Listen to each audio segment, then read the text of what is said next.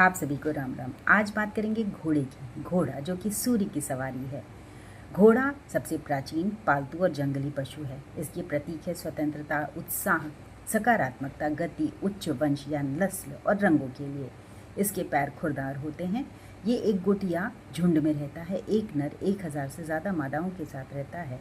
इसमें से ये एक को नेता बनाते हैं और उनका आज्ञा मान करके सामाजिक जीवन जीते हैं। दूसरे गुट की शांति या जीवन को भंग नहीं करते हैं, लेकिन संकट काल में सारे नर जो हैं वो मादा को घेर करके उसको प्रोटेक्ट करते हैं। शालिहोत्र ऋषि थे जो कि महाभारत काल से पहले पाए जाते थे। उन्होंने अश्व चिकित्सा पर पुस्तक लिखी थी जो शालिहोत्र शास्त्र कहा जाता है। अश्व चिकित्सक को शालिहोत्री कहा जाता है। महाभारत युद्ध में राजा नल और पांडवों में सबसे छोटे जो नकुल थे वो अश्व विद्या के प्रकांड विद्वान माने जाते थे। अश्व जाने जाते हैं उनकी ब्रीड से। तो प्रजनन जो आनुवंशिकता के सिद्धांत पर किया जाता है, मीन्स गुण विशेष का ध्यान रखा जाता है और जोड़े बनाए जाते हैं ताकि उनके माता पिता के जो गुण होते हैं वो बच्चों में जाएं। प्रजनन के लिए जो चयन होता है, उच्च वंश, सुदृढ़ शरीर रचना, सौम्य स्वभाव, अत्यधिक साहस, दृढ़ निश्चय, ये सब चीज़ें देखी जाती हैं। प्रेगनेंसी में जो घोड़ी होती है उसको हल्का परंतु पर्याप्त व्यायाम कराना जो है वो आवश्यक होता है। 11 महीने का गर्भकाल होता है।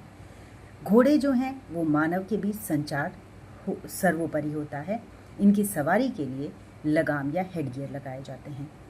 सूर्य जो होता है वो एक पहिए के रथ पे बैठा होता है। एक पहिया जो है वो समय काल को दिखाता है। उसमें 12 तीलियां होती हैं जो महीने बताते हैं।